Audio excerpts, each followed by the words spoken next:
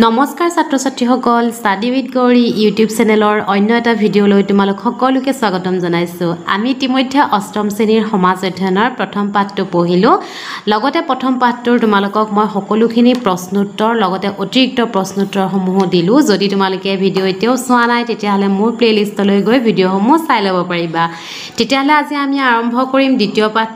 পাঠটি হৈছে জনসংখ্যাৰ বৃদ্ধি আৰু বিতৰণ। আৰু এই ভিডিঅ'টোত তোমালোকক মই সেই পাঠটিৰ সম্পূৰ্ণ বিৱৰণ দি দিম, অৰ্থাৎ পাঠটি মই তোমালোকক বুজাই দিম। যদি ভিডিঅ'টো ভাল লাগে শেষলৈকে চাবা, আৰু যদি ভাল লাগিছে তেতিয়াহ'লে ভিডিঅ'টোত এটা লাইক কৰিবা, লগতে এটা কমেণ্ট কৰিবা আৰু শ্বেয়াৰ কৰি দিবা যাতে সকলোৱে ভিডিঅ'টো চাব পাৰে। তেতিয়াহ'লে আহা ভিডিঅ'টো আৰম্ভ কৰোঁ। জনসংখ্যাৰ বৃদ্ধি আৰু বিতৰণ। সময়ৰ লগে লগে সাধাৰণতে একোখন ঠাইৰ জনসংখ্যা বাঢ়ি গৈ থাকে। সেইটোতো সঁচা কথাই। তোমালোকে চাবাচোন, তোমালোকৰ জন্মৰ সময়ত বা তোমালোকে যেতিয়াৰ পৰা বুজি পাইছা তেতিয়াৰ পৰা তোমালোকৰ গাঁওখনত বা তোমালোকৰ চুবুৰীটোত বা তোমালোকৰ এলেকাটোত যিমানখিনি মানুহ আছিল, এতিয়া নিশ্চয় মানুহ অলপ বাঢ়িছে, হয়নে? সময় যেতিয়া বাঢ়ি বাঢ়ি গৈ থাকে তেতিয়াকৈ জনসংখ্যাও বাঢ়ি বাঢ়ি গৈ থাকে।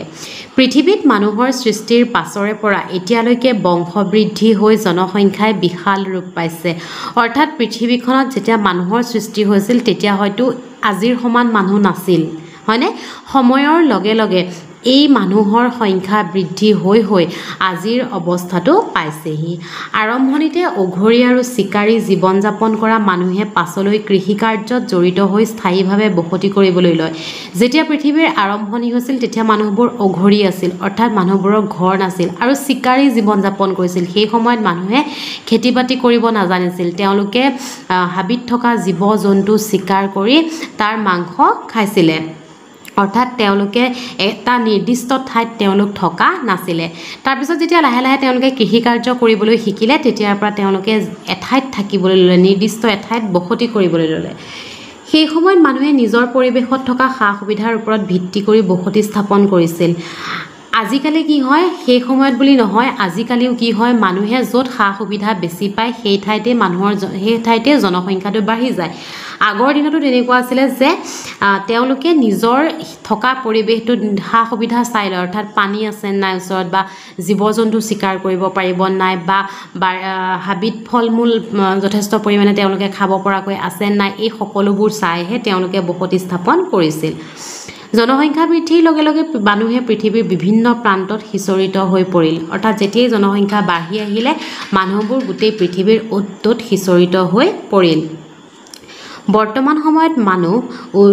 উদ্যোগ, বেহা বেপাৰ, চাকৰি আদি বিভিন্ন কাৰ্যৰ লগত জড়িত হৈ পৰিছে। আজিৰ মানুহ নগৰকেন্দ্ৰিক জীৱনৰ প্ৰতি বেছিকৈ আকৰ্ষিত হৈছে। আজিকালি মানুহে কি হৈছে, নগৰ বা চহৰত বেছিকৈ থাকিবলৈ বিচাৰে। কাৰণটো কি, যে তাত সা সুবিধা বেছি। গাঁৱতকৈ নগৰ বা চহৰত সঁচাকৈয়ে সা সুবিধা বেছি। সেইকাৰণে নগৰ বা চহৰে মানুহক আকৰ্ষণ কৰে আৰু মানুহবোৰ সেইকাৰণে নগৰমুখী হ'বলৈ ধৰিছে, অৰ্থাৎ তেওঁলোকে নগৰত বসবাস কৰিবলৈ মন মেলিছে। জনসংখ্যা বৃদ্ধি আৰু প্ৰসাৰৰ ফলত সীমিত প্ৰাকৃতিক সম্পদৰ ব্যৱহাৰ বেছিকৈ হ'ব ধৰাত বিভিন্ন সমস্যাৰ উদ্ভৱ হৈছে। আমাৰ যিবোৰ প্ৰাকৃতিক সম্পদ, আগৰ পাঠটোত তোমালোকে পাই আহিছা, প্ৰাকৃতিক সম্পদ নৱীকৰণযোগ্য, অনৱীকৰণযোগ্য। যিবোৰ অনৱীকৰণযোগ্য অৰ্থাৎ পুনৰাই আমি সৃষ্টি কৰিব নোৱাৰোঁ, সেইবোৰ হৈছে সীমিত প্ৰাকৃতিক সম্পদ। আৰু সেই সীমিত প্ৰাকৃতিক সম্পদবোৰ আমি নষ্ট কৰাৰ ফলত কি হৈছে, বিভিন্ন সমস্যাৰ উদ্ভৱ হৈছে। তোমালোকে মোক এটা প্ৰশ্নৰ উত্তৰ দিবা যে আজিৰ দিনত এই প্ৰাকৃতিক সমস্যাৰ কাৰণে উদ্ভৱ হোৱা এটা জ্বলন্ত সমস্যাৰ উদাহৰণ তোমালোকে মোক কমেণ্টত জনাবা। এতিয়া চোৱা, জনসংখ্যাৰ বৃদ্ধি আৰু মানৱ সম্পদৰ বিকাশ। জনসংখ্যা বৃদ্ধি বুলিলে এটা নিৰ্ধাৰিত সময়ৰ ভিতৰত ঘটা জনসংখ্যাৰ সংখ্যাগত পৰিৱৰ্তনকে বুজায়। আজি মানে এটা নিৰ্দিষ্ট সময়ত যিকোনো এখন ঠাইত কিমান মানুহ বাঢ়িলে, আগতে যদি 10জন আছিল এতিয়া কিমান হ'ল, তাৰমানে যদি এতিয়া দেখিছোঁ যে 50 জন হ'ল, সেইটোৱে হৈছে জনসংখ্যাৰ সংখ্যাগত পৰিৱৰ্তন। তাৰমানে সংখ্যাটো পৰিৱৰ্তন হৈছে, হয়নে? তাৰমানে আগতে যদি 10 আছিল এতিয়া 50 হ'ল, তাৰমানে সংখ্যা এটাৰ পৰিৱৰ্তন ঘটিছে। আৰু এটা নিৰ্ধাৰিত সময়ৰ ভিতৰত যেতিয়া এই ঘটনাটো হয়, ইয়াকে কি বুলি কোৱা হয়, জনসংখ্যাৰ বৃদ্ধি। উদাহৰণ হিচাপে 2001 চনৰ লোকপিয়ল মতে অসমৰ মুঠ জনসংখ্যা আছিল 2,66,38,407 জন মনত ৰাখিবা দেই এইটো 2001 চনৰ লোকপিয়ল মতে অসমৰ জনসংখ্যা কিমান আছিল আহিব পাৰে কিমান আছিল 2,66,38,407 2011 চনত ই হ'লগৈ 3,11,69,272 জন তাৰ মানে চোৱা 2001 চনৰ পৰা 2011 চনলৈ 10 বছৰ এই 10 বছৰ গেপত কিমান বাঢ়িল ইয়াত দিছে চোৱা 45,30,885 জন বৃদ্ধি পালে 10 বছৰত এনেদৰে এটা নিৰ্ধাৰিত সময়ৰ ভিতৰত ঠাই এখনৰ জনসংখ্যাৰ বৃদ্ধি হয় তাক সংখ্যাগত বৃদ্ধি বুলিব পাৰি অৰ্থাৎ এটা সময়ৰ ভিতৰত ইয়াত এই সময়টো কিমান আছিল 10 বছৰ এই 10 বছৰত যিমানখিনি জনসংখ্যা বৃদ্ধি হ'ল ইয়াকে কি কোৱা হয় যে জনসংখ্যাৰ সংখ্যাগত বৃদ্ধি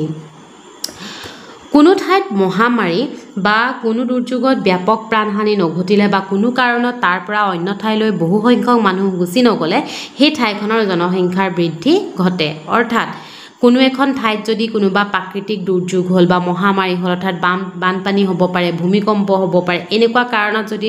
মানুহবোৰ সেই ঠাইৰ পৰা গুচি নাযায় বা এনেকুৱা কাৰণত যদি মানুহবোৰ সেই ঠাইৰ পৰা গুচি যায় বা কি হ'ব পাৰে যে যিকোনো কাৰণ হ'ব পাৰে যিকোনো ধৰণৰ সমস্যা ধৰিলো পানীৰ সমস্যাই দেখা দিছে কোনো এখন ঠাইত ধৰিলো পানীৰ সমস্যা পানী নাই খোৱা পানী নাই তেতিয়া সেই ঠাইখনত মানুহ থাকিব জানো নাথাকে গতিকে যদি এই ঘটনাকেইটা নহয় তাৰ তেতিয়াহ'লে সেই ঠাইখনৰ পৰা মানুহ যাবনে যদি সেই ঠাইখনত ভূমিকম্প হোৱা নাই যদি সেই ঠাইখনত পানীৰ অভাৱ হোৱা নাই তেতিয়াহ'লে মানুহ সেই ঠাইখনৰ পৰা যাব জানো নাযায় আৰু নগ'লে কি হয় সেই ঠাইখনত জনসংখ্যাৰ বৃদ্ধি ঘটে তাৰ মানে জনসংখ্যা বাঢ়ি যায় দেশ এখনত অভাৱনীয়ভাৱে জনসংখ্যাৰ বৃদ্ধি হ'লে খাদ্যৰ নাটনি খোৱা পানীৰ সমস্যা মূল্য বৃদ্ধি বাসস্থানৰ সমস্যা শিক্ষা স্বাস্থ্য আদি সকলো দিশতে নানা ধৰণৰ সমস্যাৰ উদ্ভৱ হ'বলৈ ধৰে যেতিয়া এখন ঠাইত মানুহ বাঢ়ি যায় তেতিয়া নানানটা অথন্তৰ হ'ব ধৰে হয়নে তোমালোকৰ ঘৰতেই চাবাচোন যদি ঘৰত কিবা এটা অনুষ্ঠান পাতিছা ধৰি ললো মই তোমালোকৰ ঘৰত বিয়া এখনেই পাতিছা তেতিয়া কি হয় চাবা যে ঘৰত আলহী আহে বহুতখিনি মানুহ গোট খায় গোট খোৱাৰ ফলত তোমালোকৰ যদি কিবা সময়মতে নিশ্চয় তোমালোকে নিজৰ প্ৰয়োজনীয় বস্তুবোৰ নাপাবও পাৰা তাৰ মানে মই এটো ক'বলৈ যোৱা নাই ঘৰতটো নিশ্চয় পাবা হয়নে কিন্তু তুমি যেটো সময়ত বিচাৰিছা সেই সময়টোত মানুহ বহুত ভিৰ কাৰণে তুমি সেই বস্তুটো নাপাবও পাৰা গতিকে জনসংখ্যাৰ ক্ষেত্ৰতো একেই এখন ঠাইত যেতিয়া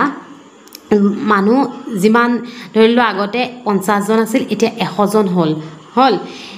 হস্পিটালৰ কথা ভাবা এখন হস্পিটালত 50 জন ৰোগী আছিল এতিয়া তাত বেমাৰ বেছিকৈ হ'ল 100 জন ৰোগী হৈ গ'ল তেতিয়াহ'লে বস্তু কিমান যুগুত আছিল 50 জনৰ কাৰণে মানুহ কিমান হৈ গ'ল 100 জন তেতিয়াহ'লে সমস্যাৰ সৃষ্টি হ'ব নাই মানুহে বস্তু পাবনে নাপাব দৰৱ পাতিৰ ক্ষেত্ৰত খোৱা পানীৰ ক্ষেত্ৰত বা খোৱা বোৱাৰ ক্ষেত্ৰত নানান ধৰণৰ সমস্যাৰ সৃষ্টি হয় সেইদৰে কোনো এখন ঠাইৰ ঘটনাটো এনেকুৱা বা পৃথিৱীৰ ঘটনাটো এনেকুৱা যেতিয়া দেশখনত জনসংখ্যা বাঢ়ি যায় ইয়াৰ ফলত কি হয় যে বহুতো সমস্যাৰ সৃষ্টি হয় ফলত পৰিৱেশ বিনষ্ট হোৱাৰ লগতে ভৱিষ্যতৰ বাবে সম্পদৰ নাটনি হোৱাটো নিশ্চিত হৈ পৰে পৰিৱেশটো বেয়া হয় লগতে কি হয় যে আমি যিখিনি সম্পদ আমাৰ ভৱিষ্যত প্ৰজন্মৰ কাৰণে বা আমাৰ ল'ৰা ছোৱালীৰ কাৰণে আমি গোটাব লাগিছিল সেইখিনি আমি গোটাব নোৱাৰো বৰঞ্চ সেইখিনি আমি খৰচহে কৰি পেলাওঁ আফ্ৰিকাৰ ইথিওপিয়া সোমালিয়া আদিৰ দৰে দেশত এনে এখন ছবিক্ৰমে প্ৰকট হৈ পৰিছে আৰু এই দেশকেইখনত বৰ্তমান জনসংখ্যা বৃদ্ধিৰ ফলত এনে ঘটনাই ঘটিছে তাৰপিছত চোৱা 2008 চনৰ হিচাপ মতে পৃথিৱীৰ মুঠ জনসংখ্যা আছিল 668 কোটি টকাহে আহিছে নহয় মানুহহে আচলতে 2008 চনত কিমান আছিলে পৃথিৱীৰ মুঠ জনসংখ্যা গোটেই পৃথিৱীখনৰ কথা কৈছে 668 কোটি 1650 চনত আছিল 50 কোটি 1800 চনত হ'ল 98 কোটি অৰ্থাৎ 1650 পৰা 1800 লৈ 150 বছৰ দেখিছেনে দুগুণ বাঢ়িল কাৰণ 50 পৰা 98 হ'ল দুগুণৰ ওচৰা-ওচৰি আৰু 1800 চনৰ পৰা দ্ৰুতভাৱে জনসংখ্যা বৃদ্ধি হৈ 1950 চনত অৰ্থাৎ পাছৰ 150 বছৰ 252 কোটি চোৱা 98 কোটিৰ পৰা সিদ্ধা 252 কোটি পালেহি যদি 100 কোটিও ধৰো তাৰ মানে 152 কোটি বাঢ়িলে দেখিছানে বা সম্পূৰ্ণ 150 কোটি বাঢ়িলে ইয়াৰ 50 বছৰত অৰ্থাৎ 2001 চনত ই 600 কোটি হৈ গ'লগৈ দেখিছানে কিমান জনসংখ্যাৰ বৃদ্ধি হৈছে শিশুৰ জন্মৰ হাৰ বৃদ্ধিৰ উপৰি চিকিৎসা বিজ্ঞানে মানুহৰ বেমাৰজনিত মৃত্যুৰ হাৰ কমাই অনাটো জনসংখ্যা বৃদ্ধিৰ অন্যতম কাৰণ বিগত 50 বছৰত প্ৰতি বছৰে গড়ে প্ৰায় 8 কোটি মানকৈ জনসংখ্যা বৃদ্ধি হৈছে জনসংখ্যা বৃদ্ধিৰ প্ৰধান কাৰণ বা এটা কাৰণ হ'ল যে শিশুৰ মৃত্যুৰ হাৰটো কমি গৈছে আগতে বহুত শিশু জন্ম হৈ মৃত্যুবৰণ কৰে বিভিন্ন বেমাৰত চিকিৎসা নাই চিকিৎসাৰ অভাৱত তেওঁলোকে মৃত্যুবৰণ কৰে কিন্তু বৰ্তমান আমাৰ চিকিৎসা বিজ্ঞান ইমানেই উন্নতি হৈছে যে তেওঁলোকে শিশুৰ জন্মৰ হাৰ বা মানুহৰ মৃত্যুৰ হাৰটো কমাই দিছে তাৰ মানে মানুহৰ কি হয় যে বেমাৰ আজাৰ হলে আজিকালি কি হয় যে অত্যন্ত দৰৱ পাতি আছে বহুত ভাল দৰৱ পাতি আছে বহুত ভাল কৌশল আছে গতিকে মানুহৰ মৃত্যুৰ হাৰটো কমি গৈছে তাৰ পিছত চোৱা দেশ এখনৰ সকলোখিনি মানুহে শিক্ষা কৰ্মদক্ষতা কাৰিকৰী কৌশল বুদ্ধিমত্তা আদি দিশত সমপৰ্যায়ৰ নহয় সকলো মানুহে একে হয়নে নহয় সকলো মানুহে একে নহয় সকলো মানুহৰ শিক্ষা সকলো মানুহে সমানেই নপঢ়ে কোনোবাই কমকৈ পঢ়ে কোনোবাই বেছিকৈ পঢ়ে সকলো মানুহে কাম কৰিব পৰা ক্ষমতা কোনোবা এজন মানুহে ধৰি লওক বাঁহৰ কাঠি কামি কৰিব পাৰে কিন্তু আন এজন মানুহে সেই কামটো কৰিব নোৱাৰে সকলোৰে কৰ্মদক্ষতা বেলেগ কাৰিকৰী কৌশল তাৰমানে কিছুমানৰ কাম কৰাৰ কৌশল কৈছে বুদ্ধিমত্তা যিটো আমি ইংৰাজীত ইণ্টেলিজেন্স বুলি কওঁ সকলোৰে বুদ্ধি একে নহয় কাৰণ কোনোবা এজন মানুহৰ বুদ্ধি বেলেগ হ'ব পাৰে বেছি হ'ব পাৰে আন এজন মানুহৰ কম হ'ব পাৰে কৰ্মকুশলতা উৎপাদনমুখী দক্ষতা জ্ঞান বুদ্ধি আদি মানৱ সম্পদৰ বিভিন্ন কিছুমান গুণগত বৈশিষ্ট্য মানৱ সম্পদ সমাজ তথা দেশৰ উন্নয়নৰ ভেটিস্বৰূপ মানৱ সম্পদে কি কৰে দেশখনৰ উন্নয়নত অৰিহণা যোগায় আৰু কৰ্মকুশলতা উৎপাদনমুখী দক্ষতা এইবোৰে কি কৰে যে সমাজৰ উন্নতিকৰণ কৰে এনে মানৱ সম্পদক উপযুক্তভাৱে গঢ়ি তোলাকে মানৱ সম্পদৰ উন্নয়ন বা বিকাশ বুলিব পাৰি যেতিয়া এজন মানুহক আমি এই গুণসমূহ প্ৰদান কৰিব পাৰোঁ তেতিয়া কি বুলি কোৱা হয় যে মানৱ সম্পদৰ উন্নয়ন বা বিকাশ বুলি কোৱা হয় গতিকে মানৱ সম্পদৰ বিকাশ মানে সম্পদ হিচাপে মানুহৰ গুণগত উৎকৰ্ষ সাধন অৰ্থাৎ তেওঁলোকৰ গুণসমূহ বৃদ্ধি হোৱা ইয়াৰ বাবে চৰকাৰৰ উপযুক্ত আঁচনি থকা দৰকাৰ সমাজৰ সকলো শ্ৰেণীৰ লোকৰ বাবে সম্পদ শিক্ষা সুস্বাস্থ্য উপযুক্ত কৰ্মসংস্থাপন আদিৰ যথাযথ ব্যৱস্থা যথাযথভাৱে নিশ্চিত কৰাটোৱেই হৈছে মানৱ সম্পদৰ উন্নয়নৰ মূল চৰ্ত যে মানুহৰ চৰকাৰে কি কৰে মানৱ সম্পদ উন্নয়নৰ বাবে উপযুক্ত আঁচনি গ্ৰহণ কৰিব লাগে অৰ্থাৎ চৰকাৰে মানুহৰ গুণসমূহ অৰ্থাৎ চৰকাৰে কিছুমান আমাক নতুন শিক্ষাৰ লগত আমাক চিনাকি কৰিব পাৰে নতুন গুণগত শিক্ষা কাৰিকৰী শিক্ষা এইবোৰৰ লগত আমাক চিনাকি কৰাই দিব পাৰে আমাক কৰ্মমুখী কৰি তুলিব পাৰে অৰ্থাৎ আমাক যদি স্কুল কলেজত যদি আমাক হাতৰ কাম শিকোৱা হয় ধৰি ল'লোঁ বাঁহ বেতৰ কাম বা কাপোৰ চিলোৱা কাম এনেকুৱা বিভিন্ন ধৰণৰ যদি কাম শিকোৱা হয় আমাক কম্পিউটাৰ শিকোৱা হয় তেতিয়াহ'লে আমি বিভিন্ন ধৰণে কাৰিকৰী দিশত আগবাঢ়ি যাব পাৰিম আৰু আমাৰ গুণগত মানদণ্ড আমি উন্নতি কৰিব পাৰিম তাৰ পাছত আহিল চোৱা জনসংখ্যাৰ বিতৰণ যেটো ইংৰাজীত কোৱা হয় পপুলেশ্যন ডিষ্ট্ৰিবিউচন ঠিক আছে জনসংখ্যাৰ বিতৰণ মানে কি জানানে বিলাই দিয়া ক'ত কিমান আছে আচলতে এইটো বিলাই দিব নালাগে তাৰ মানে নিজে ক'ত কিমান আছে হেতুৱে জনসংখ্যা বৃদ্ধি পোৱাৰ ফলস্বৰূপে পৰৱৰ্তী কালত কৰ্মসংস্থাপনৰ সন্ধানত মানুহে আন ঠাইলৈ গৈ বসতি কৰিবলৈ লয় মানুহে কাম বিচাৰি আন ঠাইলৈ যায় আজি তোমালোকে লক্ষ্য কৰিলে দেখিবা তোমালোকৰ নিজৰ এলেকাটোত বা যিখিনি তোমালোকৰ ঘৰৰ ওচৰে পাজৰে মানুহ চাবাচোন বহুত মানুহ কি হয় যে বাহিৰত কাম কৰিবলৈ যায় কিহৰ কাৰণে যায় যে কৰ্মসংস্থাপনৰ কাৰণে যায় যিহেতু ইয়াত তেওঁলোকে কাম পোৱা নাই লাহে লাহে যোগাযোগ পৰিবহণ আদি ব্যৱস্থাৰ উন্নতি ঘটিলে মানুহে নতুন ঠাই আৰু সম্পদৰ সন্ধান কৰিবলৈ ধৰে কোনো ঠাইলৈ ধৰা আগতে গাড়ী নচলিছিল এতিয়া যদি সেই ঠাইলৈ গাড়ী চলে বা সেই ঠাইলৈ যদি মানুহৰ যাতায়াত সুচল হয় তেতিয়াহ'লে কি হয় যে মানুহে নতুন ঠাই আৰু সম্পদৰ সন্ধান কৰে উদাহৰণস্বৰূপে সোণ হীৰা আদি মূল্যৱান ধাতুৰ সন্ধান পাই অষ্ট্ৰেলিয়াৰ মৰুভূমিত ব্ৰিটিছসকলে খনি চহৰ গঢ়ি তোলে চোৱা যে অষ্ট্ৰেলিয়াৰ মৰুভূমিত কি হৈছিলে কিহৰ সন্ধান পাইছিলে ব্ৰিটিছসকলে সোণ হীৰা আদি মূল্যৱান ধাতুৰ আৰু তাত তেওঁলোকে কি গঢ়ি তুলিছে সেই মৰুভূমিত চহৰ গঢ়ি তুলিছে দক্ষিণ আফ্ৰিকাতো হীৰা সোণ আদিৰ আহৰণৰ বাবে চহৰ গঢ় লৈ উঠে দেখিছা তাতো আছে অৰ্থাৎ দক্ষিণ এইবিলাক তোমালোকৰ শৰ্ট কুৱেশ্যন চাবা দেই সোণ হীৰা কোনখন দেশত সোণ হীৰাৰ বাবে কোনখন দেশৰ মৰুভূমিত ব্ৰিটিছসকলে খনি চহৰ গঢ়ি তুলিছিলে ক'ত অষ্ট্ৰেলিয়াত গতিকে এইবোৰ মনত ৰাখিবা তাৰপিছত দক্ষিণ আফ্ৰিকাতো সোণ আদিৰ হীৰা আদিৰ বাবে চহৰ গঢ়ি উঠিছে উত্তৰ আমেৰিকাৰ শীত প্ৰধান আলাস্কাতো তেনে চহৰ গঢ় লৈ উঠিছে ক্ৰমান্বয়ে সাগৰ মহাসাগৰ দ্বীপ আৰু মৰুপ্ৰায় অঞ্চললৈও মানুহৰ বিতৰণ সম্প্ৰসাৰিত হ'ব ধৰে বৰ্তমান কুমেৰু মহাদেশ আৰু উত্তৰ মেৰুৰ বৰফাবৃত অংশতহে জনবসতি সম্ভৱ হৈ উঠা নাই আজিকালি মানুহে মৰুভূমিটো খুব গৰমতো উৎকট গৰমতো কি হৈ কৰে যে থাকিবলৈ তেওঁলোকে কেতিয়াও দ্বিধাবোধ নকৰে যে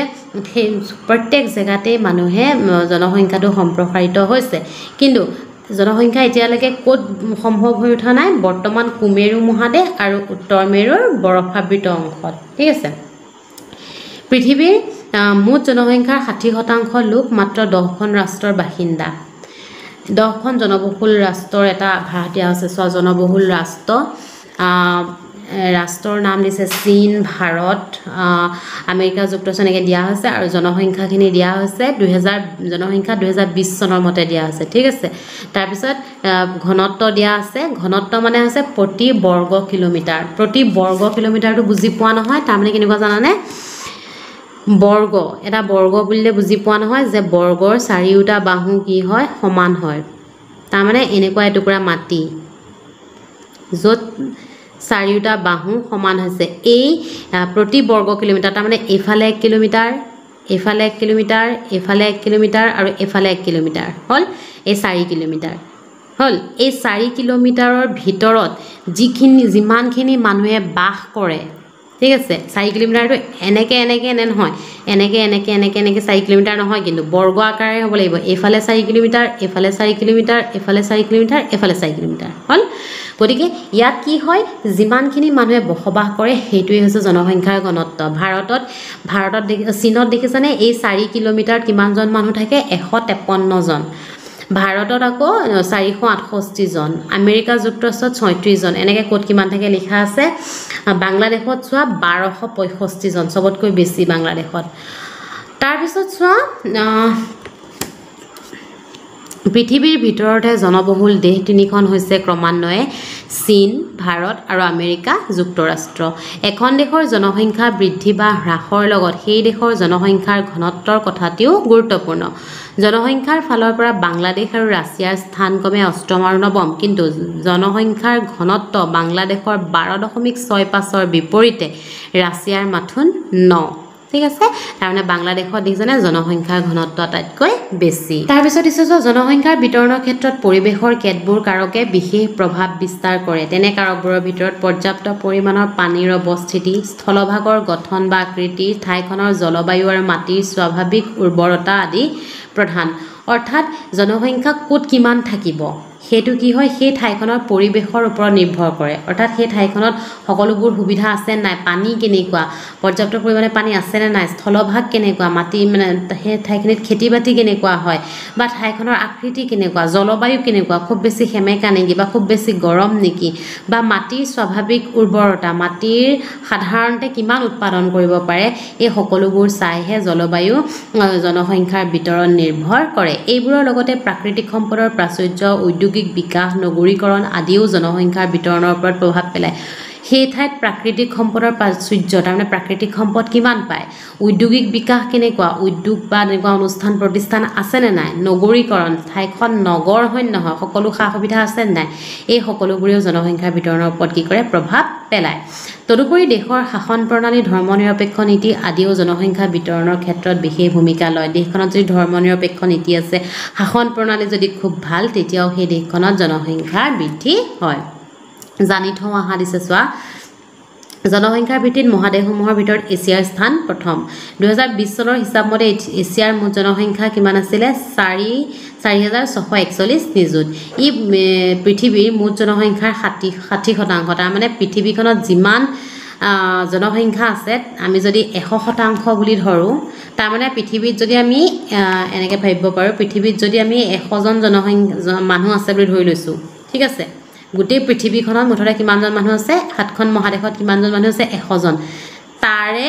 60 জনে ক'ত থাকে এছিয়াত তাৰমানে এছিয়া মহাদেশত কিমান মানুহ চোৱা দেখিছানে 100 জনৰ 60 জনে এছিয়াত থাকে বাকি 40 জনে এই ছখন মহাদেশত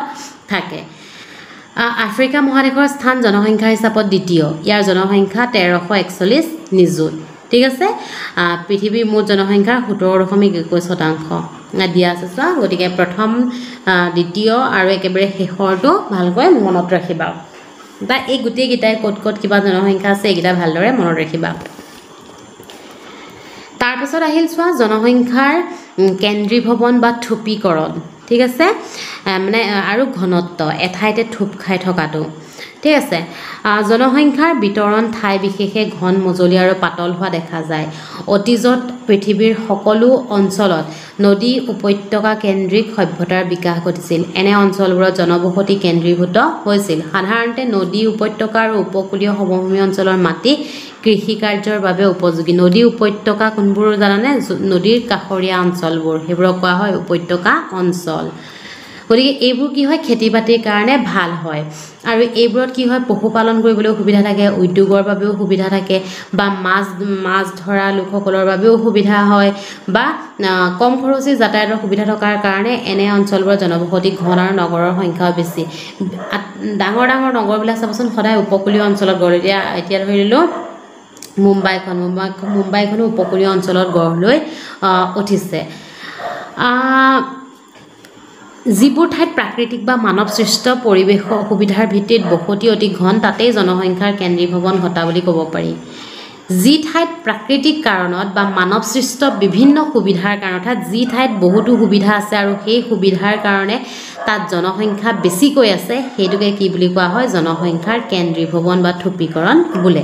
আকৌ কোনো অঞ্চলত বৃহৎ উদ্যোগ গঢ় লৈ উঠাৰ ফলতো অঞ্চলটোৰ বাসিন্দাসকলে শিক্ষা চিকিৎসা বেংক ব্যৱস্থা উন্নয়ত যাতায়াত ব্যৱস্থা পানী যোগান বজাৰ আদিৰ দৰে সা সুবিধাসমূহ লাভ কৰে যে কোনো অঞ্চলত যদি বৃহৎ এটা উদ্যোগ আছে এটা ডাঙৰ উদ্যোগ ধৰিলোঁ কোনো অঞ্চলত গঢ় লৈ উঠিছে তেতিয়াহ'লে তাৰ ওচৰৰ পাজৰৰ লোকসকলৰ বহুত সুবিধা লাভ কৰে জনসংখ্যাৰ কেন্দ্ৰীভৱনৰ ভিত্তিত পৃথিৱীত 4টা বিশেষ অঞ্চল চিনাক্ত কৰিব পাৰি সেইবোৰ হ'ল পূব এছিয়া দক্ষিণ পূব এছিয়া পশ্চিম আৰু মধ্য ইউৰোপ আৰু আমেৰিকা যুক্তৰাষ্ট্ৰৰ উত্তৰ পূব উপকূলীয় অঞ্চল এই 4টা ঘন জনবসতিপূৰ্ণ অঞ্চলত পৃথিৱীৰ মুঠ জনসংখ্যাৰ 75% লোকে বাস কৰে দেখিছানে পৃথিৱীৰ আটাইতকৈ বেছি জনসংখ্যাৰ লোকে ক'ত বাস কৰে এই 4টা অঞ্চলত বাস কৰে এছিয়াৰ চীন দেশৰ হুৱাংহু উপত্যকা ইয়াংচিকিয়াং অৱবাহিকা জাপানৰ পূব উপকূলীয় অঞ্চল পূব এছিয়াৰ অন্তৰ্গত এছিয়াৰ পূব এছিয়াত কি অন্তৰ্গত চীন দেশৰ হুৱাংহু উপত্যকা ইয়াংচিকিয়াং অৱবাহিকা এইবোৰ পূব এছিয়াৰ অন্তৰ্গত মৌচুমী জলবায়ুৰ অন্তৰ্গত অঞ্চলটো কৃষিৰ বাবে উপযোগী অৰ্থাৎ এই অঞ্চলটোত মৌচুমী জলবায়ুৰ প্ৰভাৱ পৰে তাৰ ফলত এই কৃষিৰ বাবে উপযোগী হয় জাপানত শিল্প উদ্যোগৰ ব্যাপক প্ৰসাৰ ঘটিছে জলবায়ু নাতিশীতোষ্ণ এনেবোৰ কাৰণতে অঞ্চলটোত জনবসতি অতি ঘন অৰ্থাৎ বিভিন্ন প্ৰাকৃতিক কাৰণতো কোনো এঠাইত জনবসতি ঘন হয় দক্ষিণ পূব এছিয়াৰ অন্তৰ্গত ভাৰতৰ গংগা ব্ৰহ্মপুত্ৰ সমভূমি বাংলাদেশৰ বদ্বীপীয় অঞ্চল আৰু পাকিস্তানৰ সিন্ধু উপত্যকা অঞ্চল দ্বিতীয় ঘন জনবসতিপূৰ্ণ অঞ্চল দ্বিতীয় ঘন জনবসতিপূৰ্ণ অঞ্চল কোনটো দক্ষিণ পূব এছিয়াৰ অন্তৰ্গত ভাৰতৰ এই গংগা ব্ৰহ্মপুত্ৰ সমভূমি আৰু বদ্বীপীয় অঞ্চলবোৰ ভাল ঘনবসতিৰ তৃতীয়টো অঞ্চল পশ্চিম আৰু মধ্য ইউৰোপৰ অন্তৰ্গত Great Britain Belgium Netherland Germany France আদি উন্নত দেশসমূহক লৈ কাৰণ এই দেশসমূহত সকলোবোৰ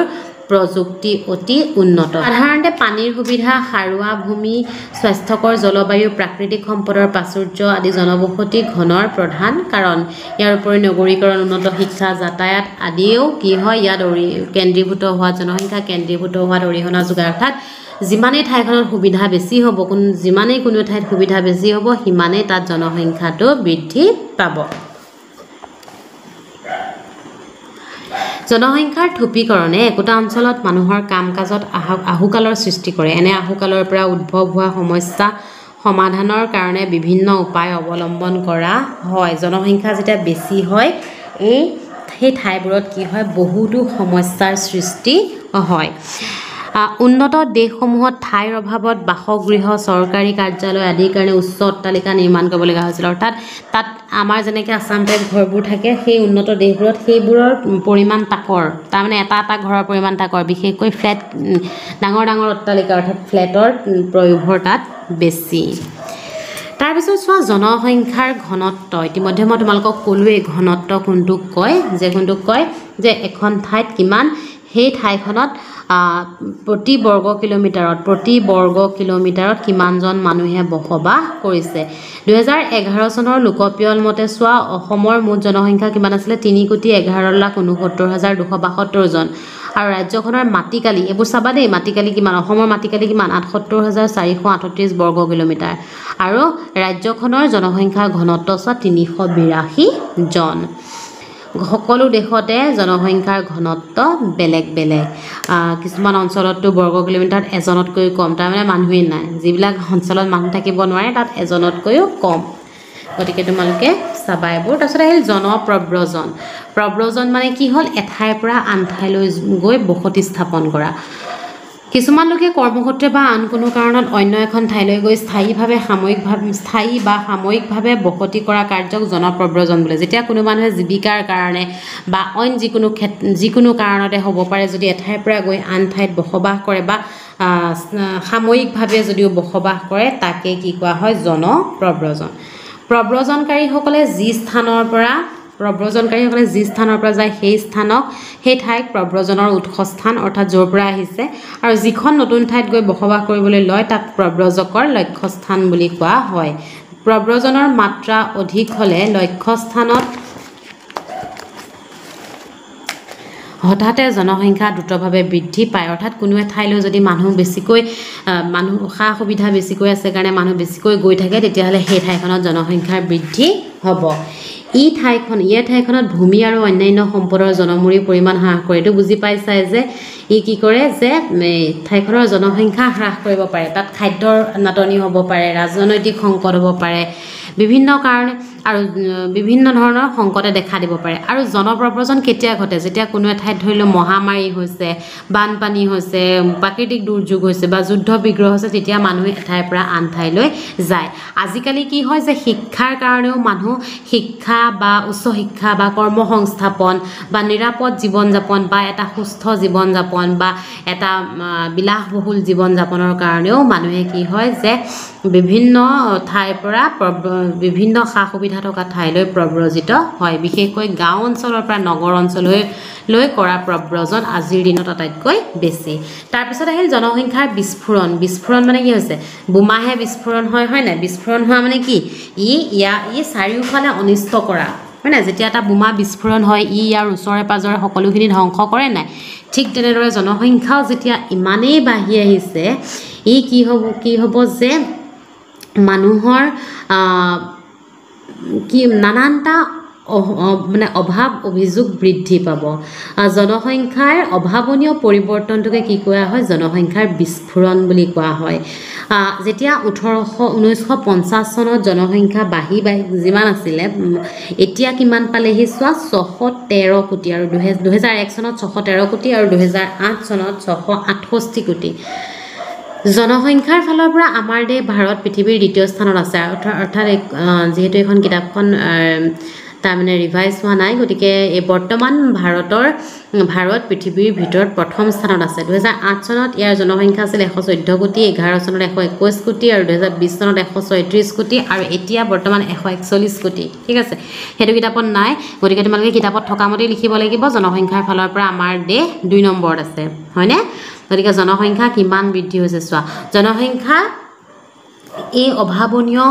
জনসংখ্যা বৃদ্ধিৰ ফলত কি হৈছে যে পৰিৱেশৰ ভাৰসাম্যৰ অৱনতি ঘটিছে খাদ্য সংকটে দেখা দিছে অনগ্ৰসৰতা ঠাইবোৰৰ কোনো উন্নতি হোৱা নাই মূল্য বৃদ্ধি হৈছে সংস্থাপনহীনতা মানুহবোৰে কাম পোৱা নাই বাসস্থানৰ অভাৱ মানুহবোৰ থাকিবলৈ ঠাইৰ অভাৱ হৈছে শিক্ষা আৰু স্বাস্থ্যৰ দৰে আদি নানান সমস্যাৰ সৃষ্টি হৈছে তাৰপিছত চোৱা সকলো ইয়াত দিছে চোৱা সকলো ইয়াত এটা জানি থওঁ অহা দিছে চোৱা 2020 চনৰ পৰিসংখ্যা অনুসৰি নাইজেৰিয়া পৃথিৱীৰ ভিতৰত আটাইতকৈ বেছি জনসংখ্যা বৃদ্ধি হোৱা দেশ নাইজেৰিয়াত আটাইতকৈ বেছি জনসংখ্যা বৃদ্ধি হয় সকলো সম্পদৰ আহৰণ আৰু ব্যৱহাৰৰ মূলতে হ'ল মানুহৰ বুদ্ধিবৃত্তি কাৰিকৰী কৌশল কাৰ্যদক্ষতা আৰু শিক্ষা এনেবোৰ গুণৰ বাবে মানৱ সম্পদক শ্ৰেষ্ঠ সম্পদ বোলা হয়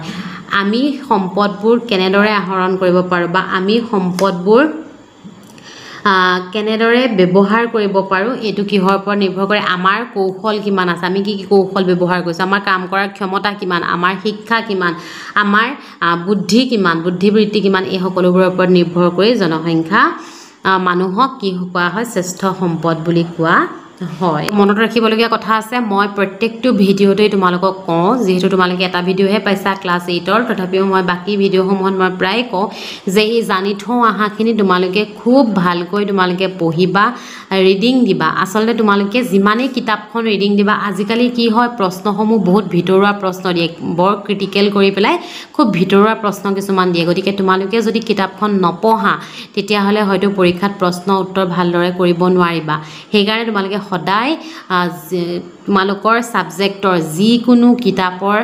সদায় তোমালোকে আজিৰ পৰা মই কৈছো তোমালোকে সদায়